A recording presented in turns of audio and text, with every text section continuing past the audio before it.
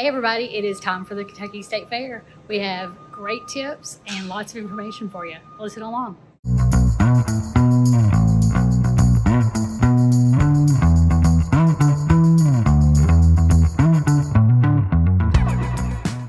We are here in South Windsea at the Kentucky State Fair a couple of days before the fair opens. It's electric feeling. Everybody's getting ready. Everybody's doing all the things.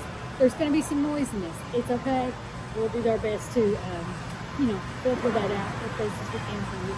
But we are so excited to be here with you, Lexi, and to learn more about what is going to be happening at the 2025 Kentucky State Fair. So, what do you want us to know to start? Oh gosh, where do you start? I guess we could start where we're at. So we're, like you said, in the South Windsea, specifically in the food court, which during lunchtime it's just kind of fun to walk in here. The hustle, the bustle, trying to find a seat. It's kind of it's crazy in here, but a good crazy. And I think that's probably the best way to explain the fair, at least from behind the scenes. It's a good crazy, and I think what I really, would want fairgoers to know, or maybe people who are thinking about being a fairgoer, but they're still kind of on the fence, is just, there are very few, if any, places that you can truly experience all things Kentucky all in one place. And that place is here. And, I think that's really near and dear to our hearts as Kentucky State Fair staff. Just because it's a place where we truly get to celebrate our neighbors and every Kentuckian. And you were telling us a little bit earlier, a spoiler, that we did talk a little bit before. How many entries will there be this year? So we have over 25,000 entries. That's unreal. It is, and it's so exciting because, we try really hard. I'm in our communications department, so of course we're always pushing out on social, into the fair. And so we try really hard to get those entry numbers up. But it's really exciting when those entries actually come in. So over the weekend, Saturday, Sunday before the fair, and Monday, those entries are actually dropped off, and I take part in that just for fun. It's not part of my job duties, but it is so fun. And the amount of people, I always ask, have you done this before? Have you entered with us before? And the amount of people of every age, from a 10-year-old to a 90-year-old, who say, this is my first time. It is so exciting. Like, I get goosebumps thinking about it. To be a first-time exhibitor is what we call them. It's just so neat to see people stepping out of their comfort zones and trying something new, or maybe showing off something that they have honed that craft and now they're ready to showcase it on the state level. It's just really exciting, and it's heartwarming and endearing to see, especially the young kids, come in and drop those off. So yeah, over 25,000 entries, and that's across livestock. That's across our general entries. So your typical, your quilts, your cakes, things like that. It's just really incredible to see that number. I was going to say, just for those that may not be familiar with what an exhibit is, what would be some of the things they would come and actually see? Yeah, so with our exhibits, specifically our entries, you would be able, that's your livestock, your cakes, your quilts, things like that. But when you get into exhibits, once you've seen all the blue ribbon entries, you're wanting to see some other things. And so a lot of those are going to be all throughout the South Wing. So South Wing A and B. South Wing A, I always remember Agland A. So South Wing A is Agland, and that's where you're going to be able to see things like your 4-H and FFA exhibits, and there's actually entries in those exhibits, which is also cool, because it's all students, and it's just really neat to see some of the crafts that they have. I don't know if you've walked through there. Oh, yeah, Cloverville. Yes, the tree. So I have a funny story about that tree. Last year, there was a possum that hitched a ride. Oh, yes. Goodness. Yes. So Dr. Kim Schrader, who's in charge of the Kentucky 4-H, she told me, she said that a possum hitched a ride, I guess, in the tree and stayed in there for like a good portion of the fair, and no one knew. So if you walk into Cloverville, and I apologize, this was 2 years ago this happened. So if you walk into Cloverville last year, or even this year, I bet they might have it again. You look up in the tree, there's going to be a little stuffed possum. It's not legitimately stuffed taxidermy, but a little stuffed animal possum up in the tree, and that's the story behind that, because there was a possum that lived in that tree for a good part of the fair. Just really wanted to exactly. Who doesn't? I mean, we're even bringing the animals, But yeah, there's just so much to see as far as exhibits go. We actually have it's some like 150 partners that help us with these exhibits. So anything from Agland to Health Horizons, Discovery Farm, which is kind of our petting zoo, if you will. But careful who you pet. Some of those little suckers will bite. Right. And there's signs there. But we have incredible incredible partners. Pride of the Counties is another great place. I mean, literally, you can see more of Kentucky than you could ever imagine without even leaving the South Wing because of Pride of the Counties. You know, so it's just neat to see those. And if you're interested in Kentucky travel, which is what we talked Ding, about. ding, ding. Yes, then the Pride of the Counties is really the quintessential place to like go, walk through, and learn so much about places you can go after the fair. Yes. I mean, the fair is such a beautiful showcase of everything. Not just the exhibits of, you know, like, I'm a Kentuckian and look what I've been able to do, which is fabulous. But also just a celebration of all things Kentucky in one place. Yeah. It so is exciting. One of my favorite things about Pride of the Counties, my husband, huge Halloween fan. I had no idea that Cynthiana is like Halloween Central, and The Walking Dead, I believe the writer is from Cynthiana. You know, all these incredible little tidbits of information you never had a clue existed in our own state, literally within our state borders. And it's just so much to experience just in Pride of the Counties alone, which is in South Wing B. So it's just really neat to walk through there. And they have some great photo op spots too throughout there. Those really booths are awesome. And live music. Also. Yes, so there's, you know, I know we'll talk about concerts and stuff. And before we even do that, one thing we haven't mentioned yet is you all have a brand new app. And talking about concerts, I know there's a concert tab. Your app is so user friendly. It seems to me. There's a map, there's a concert tab, there's the schedule, there's a list of all the vendors. Yeah. It's amazing. Yeah, so, our hope with that app was just to give, you know, our fairgoers another place to access that information. Obviously, all that information's on our website, but some people just love that click of the app. You know, it's much quicker, and like you mentioned, the schedule is on there, the map is on there. The map is semi-interactive, you know, where you can click on the pins, see what they are. It's great if you're a foodie and you're looking for the specific food at the fair, because you can open up all those pins. Yeah, and so it is. It's a great spot to pre-plan your visit, and then once you're here to really kind of scope things out too. It helps you find your lemonade quickly. It does. And it the does. dog. Yes. And the Oh yeah. Yes. And Over 60 food vendors. Yes. It's unreal. Yes. And the ice cream and the pineapple bill and all the things. And for those of us who are avid state fair goers, so many people discuss the food. Yes. The food alone brings a lot of people in. And another thing about the app is you can purchase tickets right on the app. Yes. To have access, you know, easy access. And your tickets, in my opinion, are very affordable for everything that is offered. Yeah, and you know, we do encourage fairgoers to buy your ticket early because it does include parking, which is $10. If you show up at the gate without a ticket, you do have to pay that parking. So kind of break down the math. If you buy your ticket online ahead of time, before you get to the gate, you're spending $12. It includes parking. If you show up to the gate without a ticket, it's going to take more time to process and everything like that.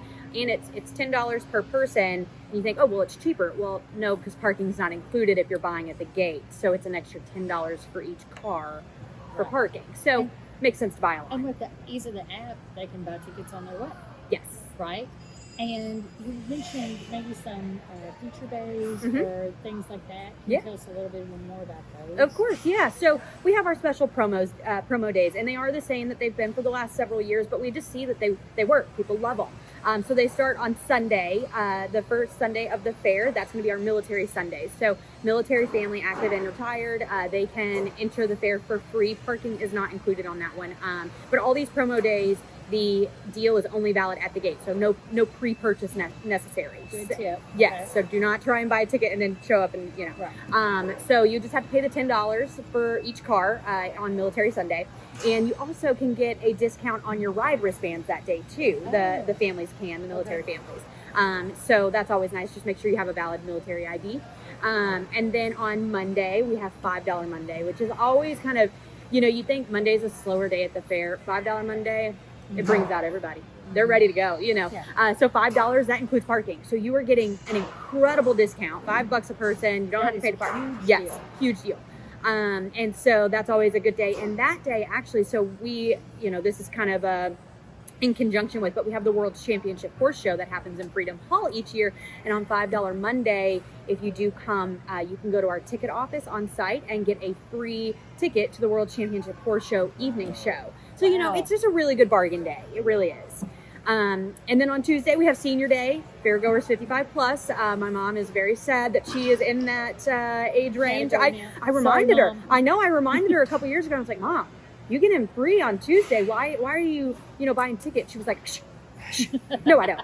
I'm like, waste your money. That's fine. Right. You're paying my check, but you do get in free, So it's a little hard for her to swallow that pill. But anyway, Tuesday is our senior day, 55 plus.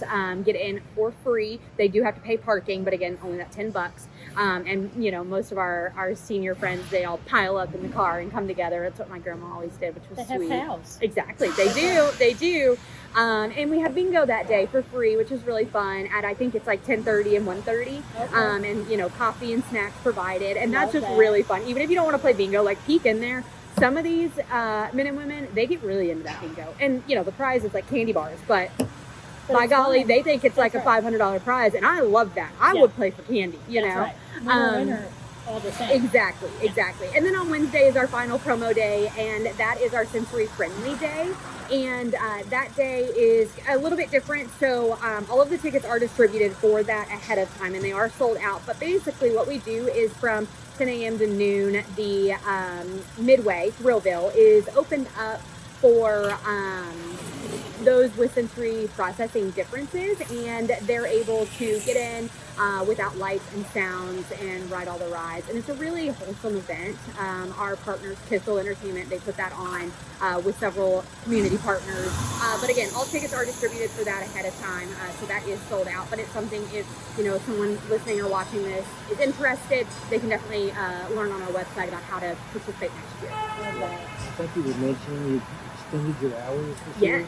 Yeah. So our indoor hours have been extended this year, and so now every day, except for that final Sunday of the fair, we are open inside from 9 a.m. until 9 p.m., which is huge. That's not just like an extra 30 minutes or so. I think it's an extra couple hours on the front and back ends, and so that's a really exciting time. Our vendors are really excited because that means, more traffic for them to come in. Longer days for everybody, but overall, everyone's really excited about that. And then, of course, we have our outdoor hours, and on the weekends and during the weekday, those vary a little bit. So our website has all that broken down. So if the family comes, they're going to get a lot of bang for their buck. Yeah, and that's our biggest thing. We want people to be able to, we want this to be as affordable as possible. And obviously, the economy changes all the time, and so we try to not change much. And actually, our ticket prices at the gate have not changed for the last couple of years. It's been $10 and parking $10, which parking at the expo center outside of the fair is actually $15. So we bring that down during the fair. And we haven't even talked about shows. No. Rides. So many things. We touched on concerts a little bit. Yeah. But I mean, it's really, I can see, we were talking about people who come multiple days. Mm-hmm. I mean, there's a reason if you can make it to come multiple days. Yeah. Because you can ride, you can listen.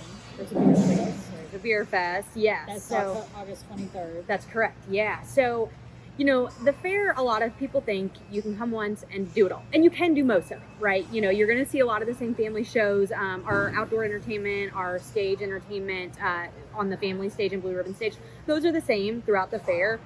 But it's the evening concert that's different every night. We have different one-day-only events. You mentioned Beer Fest, which of course is 21 up. And there's also so many other like one-day kind of activations, we call them. So one of them, and this is, I'll tell you, hot tip for fairgoers, a hidden gem is the largest pumpkin and watermelon contest.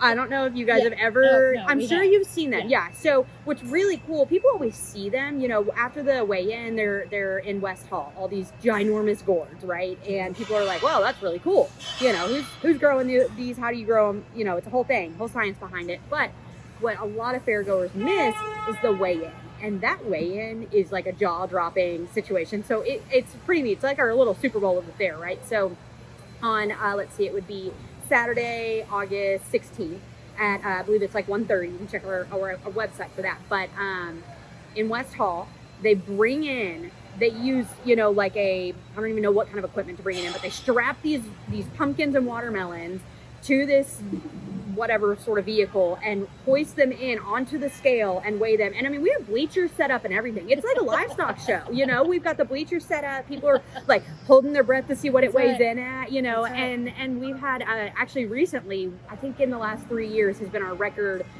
weight, and it was over like 2,000 pounds for this pumpkin. And you know, you think like 2 tons. Right. And you're thinking like, I know what that looks like, and then you see it and you're like, this is larger than like an average sized child, you know, height wise, right? And it's just they're literally ginormous. And so that's, you know, those one day activations are things that are reasons why we encourage fairgoers, don't just come once, like keep coming, because there's something you might miss that you would love to see. Yeah. And that one of the things I know when we were bringing our kids through the years, the animals. Mm-hmm. You know, people just love, we called it exhibit hall A, right? For ag. That is where all the chickens and the pigs and those so we types have of exhibits. So we have Discovery Farm in South Wing A, like you mentioned, and that's a really great spot on Monday, the $5 Monday. That's a changeover day. So another kind of hot tip for fairgoers. Changeover day is a day when our main barns over across in West Wing and Pavilion, those are actually closed. And the reason being is because we flipped the space. So the first portion of the fair is all of our dairy animals, or a good portion of them are dairy. And then we also have our poultry, pigeons, and rabbits, which are a huge crowd favorite. So if you want to see them, you need to get here within the first couple days of the fair, because Sunday, all of those dairy, cattle, poultry, pigeon, rabbits, they all head out. And then on Monday, we close the barns. We clean all of that hay out and then sanitize the whole space.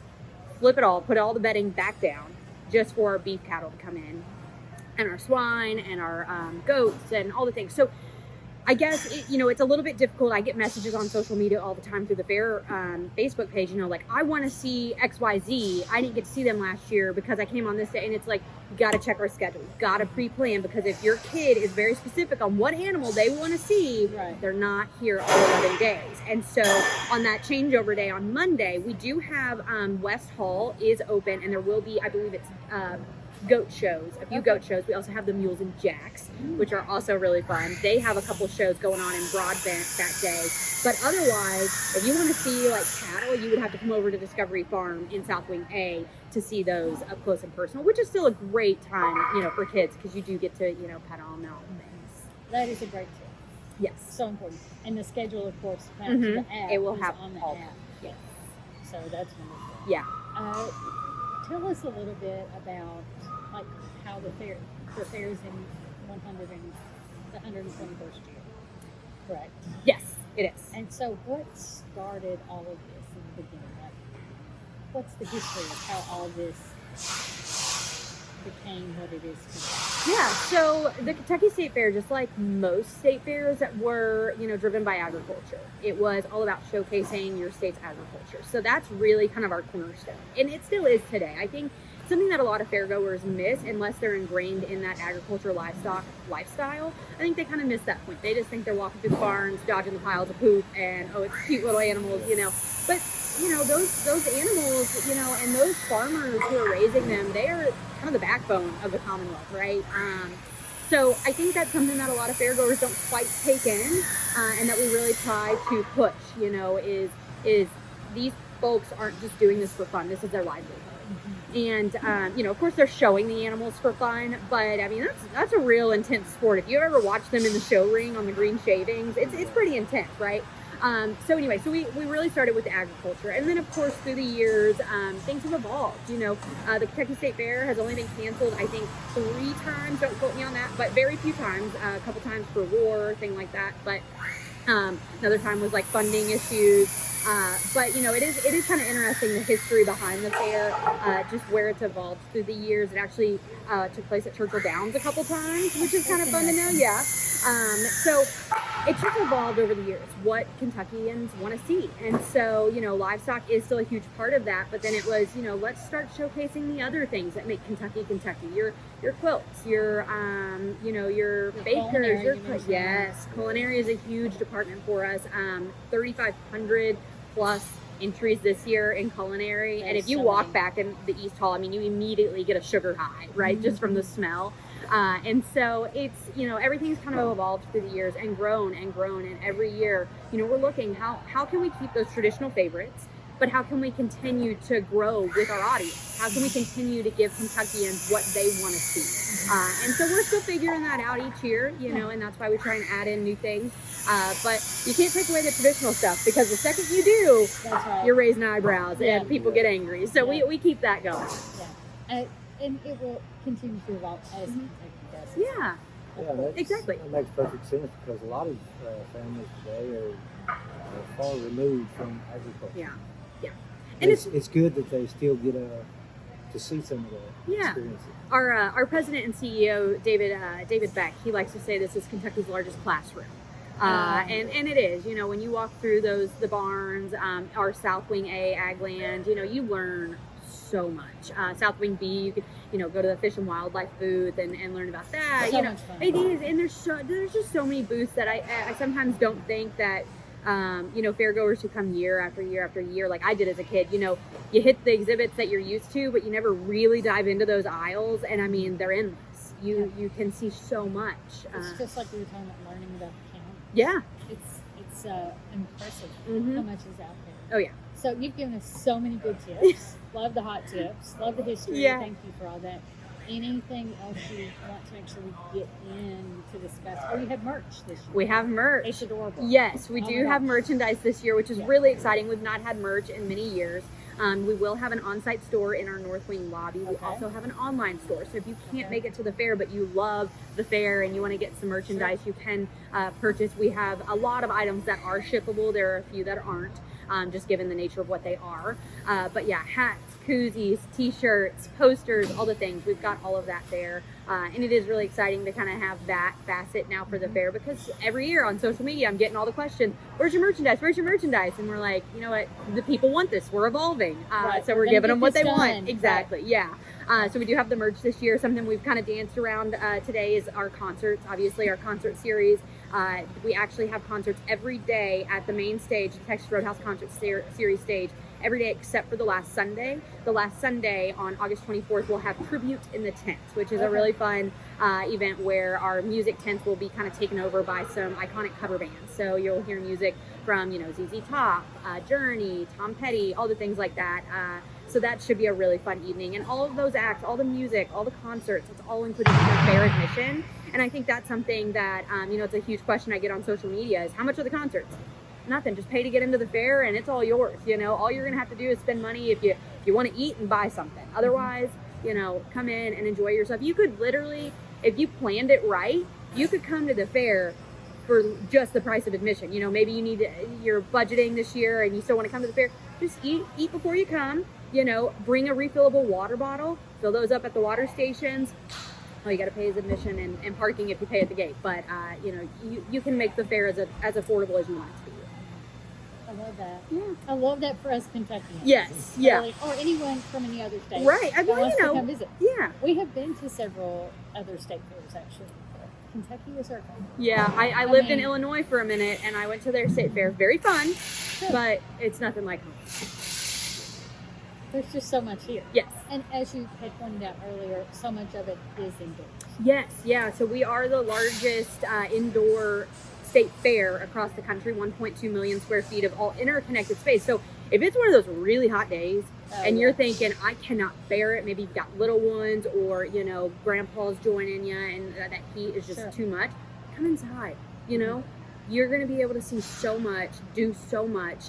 The only thing outside that you'll be missing is those, those music acts, which you can then wait till the sun goes down. They're going through the evening when the sun's down. And we also have cooling stations outside. So in all those tents, there's these ginormous fans that are misting water. So, we're trying to make sure people are cool and stay hydrated. And we do have those water refill stations too. So, the indoor portion is really nice in the middle of September or August. Oh, yeah. August seems to be warm. Yeah. How many square feet indoor? 1.2 million. That's unreal. That's unfathomable. Yeah, and we're actually growing. So we do have construction going on right now. You'll notice that. Yes. So on the back end of the property, or what I call the back end, but right in between the building and I-65, if you're familiar with that, is a huge amount of construction. And that's going to be another ginormous building. We just started that construction about a year ago. We actually, ceremoniously broke ground at last year's fair, which was really exciting. And so that is going to be an addition into the expo center, and we'll grow our square footage even more. So that's really exciting for us. It is, a little bit of a hindrance on parking. Obviously, we're losing a little bit of parking during that construction for now. Right. But we did, you'll notice we have a new parking area where the old bowling alley used to be. So right there across from the Crown Plaza on Phillips Lane. So that's parking now. We've paved some other lots that used to be just grassy lots. So where we are losing a little bit back behind, we are trying to make up for that in other places. So that's, another tip. If you are coming on the weekends, obviously those are our busiest days. And so if you're wanting to get one of those prime parking spots, or maybe you need accessible parking, get here early, because that parking fills up fast. And so that's something that we're encouraging people, and just, be patient with us. We can only get people in and out as quickly as we can. And that's always something that, people get frustrated with is, well, we've been sitting here, for 20 minutes and trying to park. And it's like, we can't force people to get in their car and drive away, know? So just be patient with us as we try to get everybody in and parked as quickly as we can. Yeah, that's a good point. Yeah. So let's leave everybody with the numbers. Okay. How many square feet indoor did you say? 1.2 million square feet. And growing. How many exhibitors? We have exhibits. We have it's 130 plus, or around 150 exhibits, partners, things like Fish and Wildlife, Health Horizons, all the different health groups in there. So those kind of things. So South Wing A and B kind of encompass those. And then let's see, it's about 250 shop vendors in South Wing C and North Wing. We do have some horse or equine related shops over in North Wing, which are always kind of neat to check out, even if you're not in the horse and equine world. Such a niche. It is, but they've got some really cool stuff, like those brimmed hats that are really popular right now. Those are all in there. So about 250 vendors, shop vendors. We have over 60 food vendors, bringing all sorts of neat stuff. We've got some ostrich burger this year, one day ostrich burgers. Yes, that's going to be a new food vendor, Farm Boy American Fair. He's a new vendor over in West Hall Courtyard outside. He's going to have ostrich burger one day only. Not sure exactly what day that is yet, but we'll be sure to put that out there. Yeah. And then we've got some of those kind of wacky ones. Actually, this spot right behind us here, they're new vendors. They took over for Mike Duran, who used to run the international catering booth, and they're going to bring, I learned this today, and I'm probably going to butcher this, a chicken bacon chocolate chip waffle sandwich. Wow. Yeah. Chicken, bacon, I know. I have no idea how they came up with that, but it sounds pretty good. I'm good with that. Like good yes, yeah, and so of course we have our Kentucky Proud vendors. A new one over out in the Kentucky Proud Cookout tent is Small Grains, the Small Grains Association. They're bringing a bucket of cookies. Oh. Yeah, you can get either a half bucket or a whole bucket. Lots of cookies there. Do a half bucket. Exactly, and grab some chocolate milk on the side, and you're ready to go. So incredible amount of vendors, exhibitors, entries, 25,000 plus on those. The number 3,500 in the culinary. Yep, and somewhere around 600,000 Kentuckians. 600,000. Yeah, in 11 days. 11 days, 600,000. Yeah, sounds like a party. It sounds like I'm like the math and the numbers in my head are swirling. I think I got them all right. Yeah. Well, I say we do it. Don't you think? Yeah. We should do it. Thank you so much. Okay, yeah, so of course. As crazy as all this sounds, and as chaotic as all it sounds, when you come to the state fair, it really does feel like you're coming to a family reunion. That's what we like to think. All the counties, all the exhibits, it feels like home. Well, and being from Louisville, you always hear Louisville is like 6 degrees of separation, like somebody knows somebody who knows somebody. And really, I think that extends well past Louisville. You see, Joe, who's related to Bill, who's related to my grandma, who's related to her cousin, you turn the corner and you see somebody or you see somebody's name on a name entry, and you're like, oh my gosh, I had no idea they entered. I had no idea they could do that. It's a big old family reunion. Yeah. Good stuff. Thank you so much. Of course. This is fun. Yeah, it's been great to be here. Yeah. We will see you at the fair. Love it.